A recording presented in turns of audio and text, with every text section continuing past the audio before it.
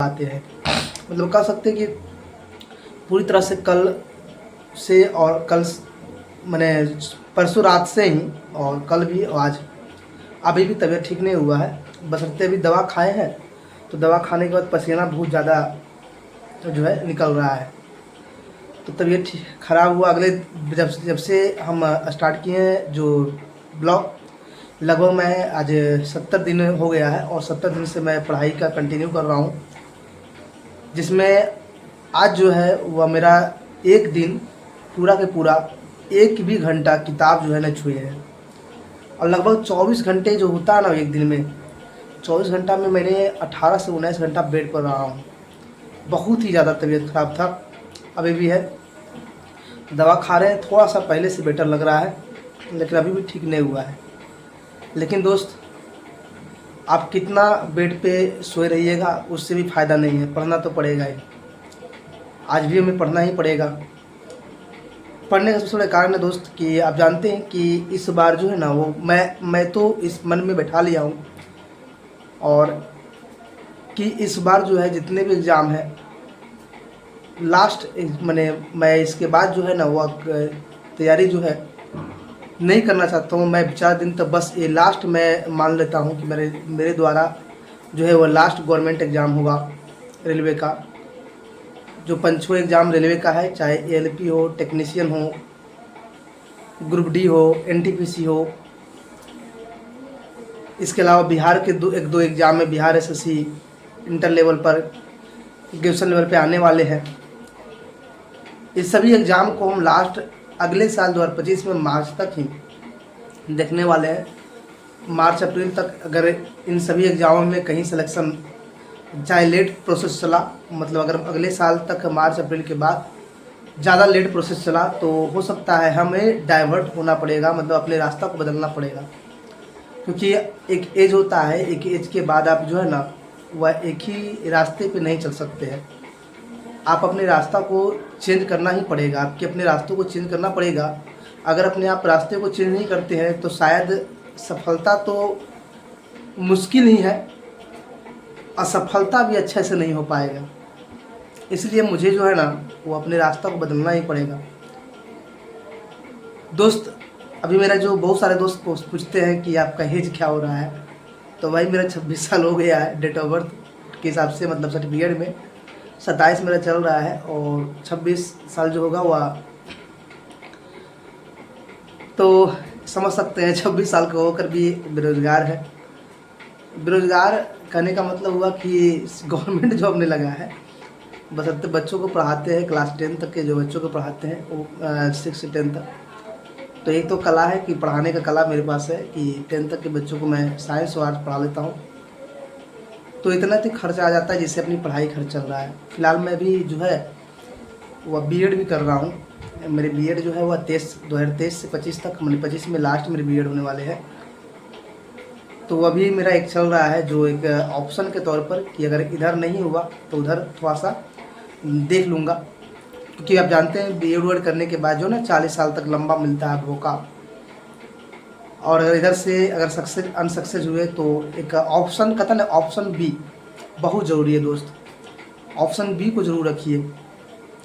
सिर्फ बाहर में, अगर बहुत सारे दोस्त मेरे ऐसे हैं ना कि बाहर में तैयारी कर रहे हैं, ग्रेजुएशन के बाद लगातार करते हैं दोस्त, 100 में से 10 कोई ऐसा होता है ना जिसको समय पे जॉब होता है, लग जाता है सरकारी नौकरी।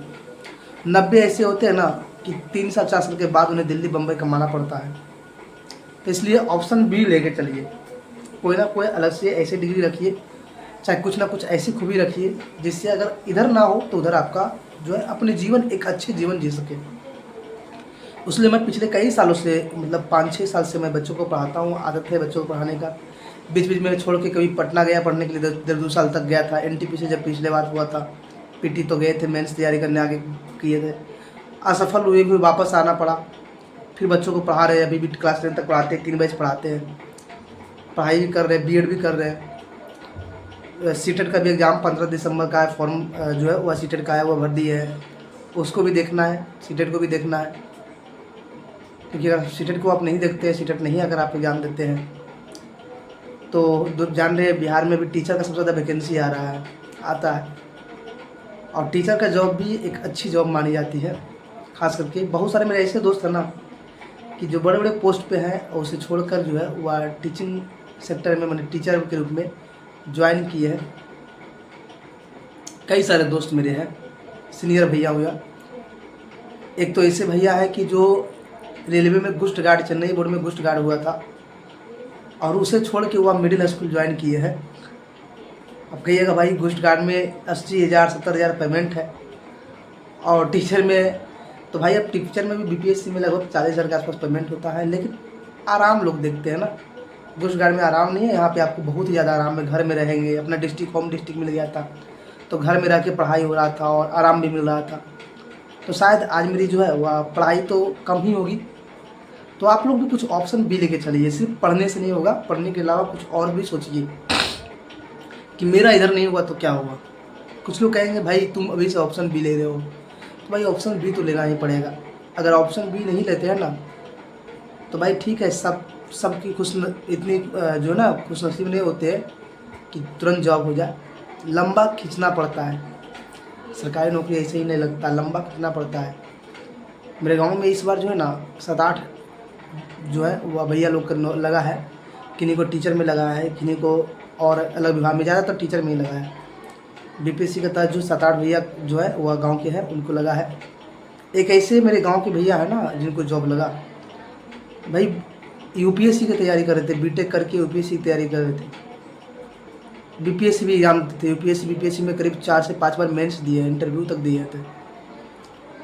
उसके बाद ऐसा स्थिति आ गया था, एज जब उनका पार होने लगा तो कोई भी एग्ज़ाम एसएससी सीजीएल का जब बीपीएससी में नहीं होने लगा, फाइनल का सिलेक्शन नहीं होना, इस बार उनका जो है ना वह इंजीनियर पद पे हुआ है। कह सकते हैं कि एग्रीकल्चर में इंजीनियर जो होता है वो आया था वैकेंसी, उसमें उनका हुआ है। और लास्ट एज था उनका, 32 साल एज हो चुका था।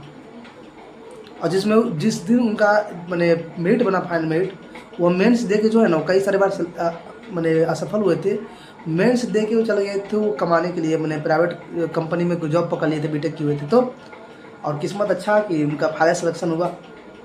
तो ऑप्शन बी लेके चलिए दोस्त, बिना ऑप्शन बी के पढ़ाई मत करिए। ऑप्शन बी तो लेना ही पड़ेगा, बिना ऑप्शन बी के जो है आपकी पढ़ाई नहीं हो सकती। ये मेरी जर्नी है, मैं भी झेल रहा हूँ, अभी भी झेल रहा हूँ।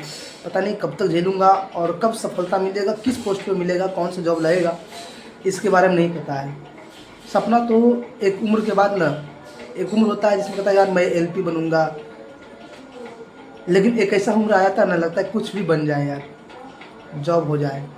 बस मेरे साथ वही हो गया है कि कुछ भी हो जाए, जॉब तो हो जाए।